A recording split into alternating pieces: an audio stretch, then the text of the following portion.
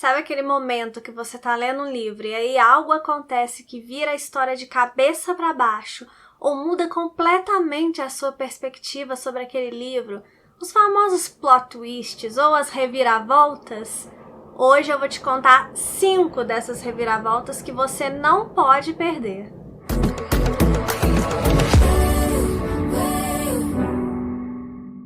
Oi, eu sou a Michelle, sejam muito bem-vindos aqui no canal.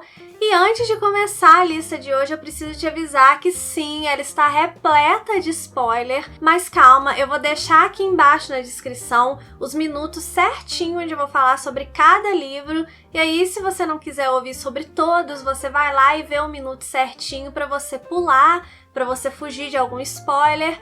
Ou se você não se importar de levar spoiler, são grandes spoilers, fica aí, mas eu já te recomendo todos esses livros aqui, tá? E o primeiro livro que eu vou citar nessa lista tem que ser o livro que a gente, logo que fala em reviravolta, em plot twist, a gente pensa nessa história, que é Guerra dos Tronos.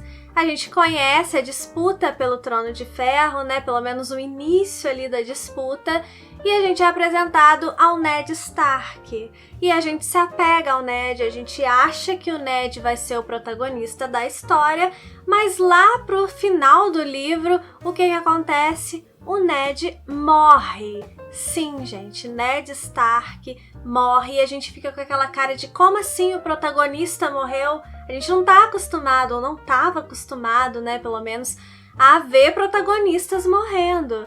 E aí o George Martin vai lá e faz isso com a gente. Eu confesso que eu tive que ler umas 3 vezes o trecho da morte dele para assimilar o que realmente tinha acontecido, porque até o último minuto a gente acha que algo vai acontecer e vai salvar ele ali, né? Mas não salva. E a partir daí a Guerra dos Tronos ela toma rumos ainda mais sombrios, mais caóticos, e aí o bicho começa a pegar de vez mesmo, e a gente percebe ali naquela leitura que não adianta se apegar, achar que vai ter protagonista, achar que tem alguém a salvo, porque de fato na narrativa do George Martin não tem ninguém a salvo, e a gente aprende isso da pior forma possível. A segunda reviravolta também é muito comentada entre os amantes dos livros e entre os amantes do cinema também, que é a reviravolta de Clube da Luta. A gente conhece a história do narrador, né, que não recebe um nome, e ele conhece num determinado momento o Tyler Durden, e aí eles formam um clube da luta, onde as pessoas vão lá pra se espancar, né, pra liberar os seus demônios. E esse clube depois vai tomando proporções mais nocivas à sociedade, até que a gente descobre que Tyler Durden e o narrador são a mesma pessoa.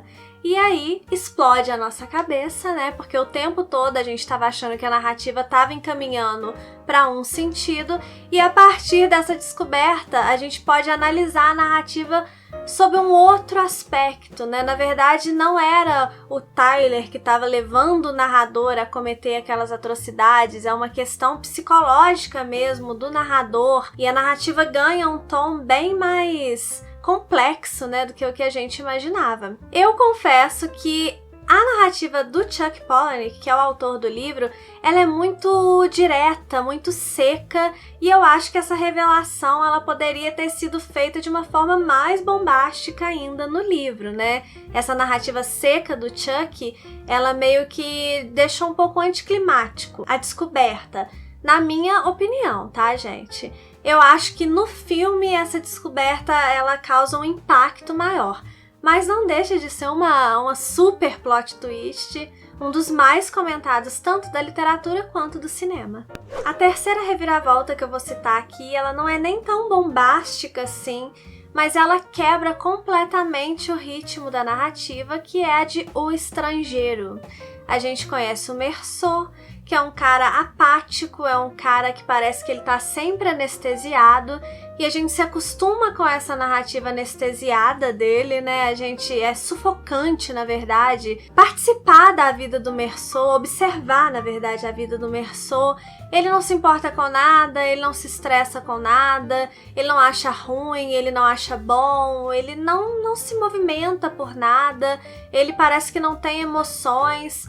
é aquela pasmaceira até o momento que ele mata uma pessoa. E aí a gente não tá esperando que ele mate uma pessoa, porque ele é tão aleatório, né?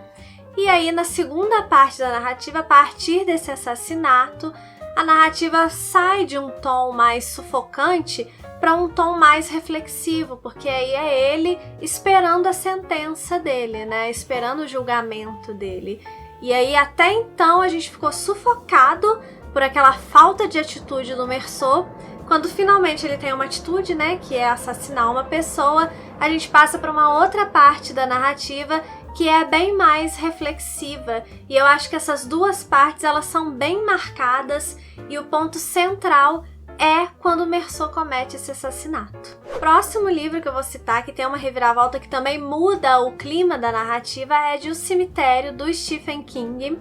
Em resumo, O Cemitério conta a história de uma família que se muda para uma cidade do interior. O pai é médico. No terreno da casa que essa família vai morar tem um cemitério de animais, mas mais acima do cemitério de animais tem um cemitério indígena que ele ressuscita os mortos, né? Quem é enterrado ali ressuscita. Na verdade, até agora só foram feitas experiências com animais, que a gente saiba, né? E quando o gato da família morre, o pai vai lá enterrar o gato, porque os filhos não estão em casa, ele não quer contar para a filha dele que o gato morreu. Ele vai lá, faz a experiência de enterrar o gato e o gato de fato ressuscita. Até aí, a narrativa ela tem um tom mais de suspense, o que vai acontecer, se esse cemitério funciona desse jeito mesmo, quais são as consequências, né, do gato, que o gato volta meio esquisito. Então até aí é um suspense, né? Mas eu diria que nem tão pesado assim. Mas aí acontece a grande reviravolta da história, que é o filho mais novo, um bebê, é atropelado. Ele morre atropelado por um caminhão. Bem traumático, inclusive, essa morte, achei bem brutal. E a partir daí, o pai começa a entrar numa loucura e ele começa a vislumbrar a possibilidade de enterrar essa criança naquele cemitério lá para a criança ressuscitar, mas ele não sabe as consequências disso. O gato voltou estranho, será que a criança também vai voltar estranha? E esse pai, ele começa a ficar cada vez mais perturbado e a narrativa começa a ficar cada vez mais sombria, mais perturbadora mesmo, até que o pai vai lá enterrar a criança, enfim, e descobre que não era a melhor coisa que ele deveria ter feito. Mas existe esse ponto de virada da narrativa, que é a morte do menininho que chama Gage, e muda também completamente o tom da narrativa, virando aí de fato uma história mais de terror mesmo do que ela se apresentava no início.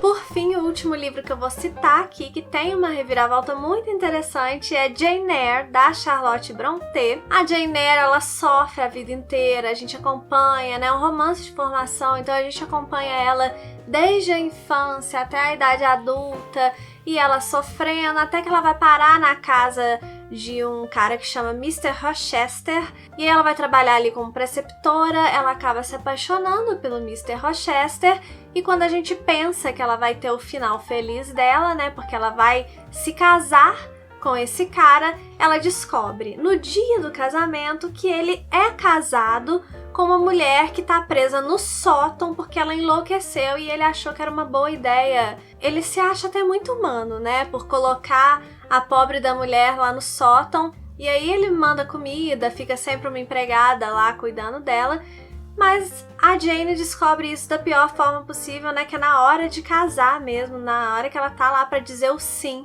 ela descobre que na verdade Mr. Rochester é casado, tem uma mulher louca que ele mantém presa no sótão.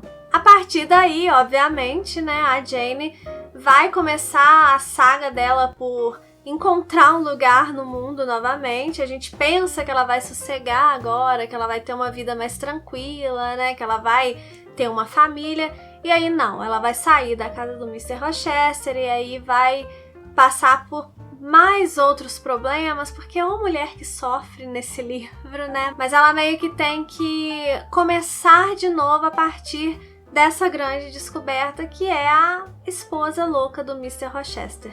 E essas são as reviravoltas que eu escolhi trazer aqui pra vocês, algumas mais bombásticas, outras nem tanto, mas eu quero que vocês observem que todas elas mudam o fluxo da narrativa, né? Algumas mudam o clima, outras mudam a forma que você entende a história, outras mudam a trajetória dos personagens, e eu acho que esses plot twists, né, essas reviravoltas, elas são muito interessantes não só por nos chocar, a gente gosta, né, de ter uma surpresa durante a trama, mas elas são muito interessantes também porque elas trazem essa transformação mesmo para a história que eu acho muito interessante, uma história que não é linear, assim, que não é só de um jeito do início ao fim. Leiam esses livros, se vocês ainda não leram e mesmo assim quiseram assistir ao vídeo, né, e pegaram esses spoilers, saibam que tem muito mais coisa, vocês só estão sabendo de um detalhe, mas muito mais coisa acontece nessas histórias, então vale muito a pena. Me conta também algumas narrativas aqui que vocês acham que tem plot twists muito interessantes. Curte esse vídeo se você gostou.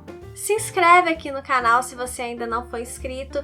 Eu falo sobre literatura, como você pode perceber. Dá uma olhada aqui no meu conteúdo. Eu produzo muito conteúdo gratuito com muita responsabilidade sobre literatura. Vamos juntos espalhar a literatura pelo Brasil. Muito obrigada por ter assistido até aqui. Um beijo e até o próximo vídeo.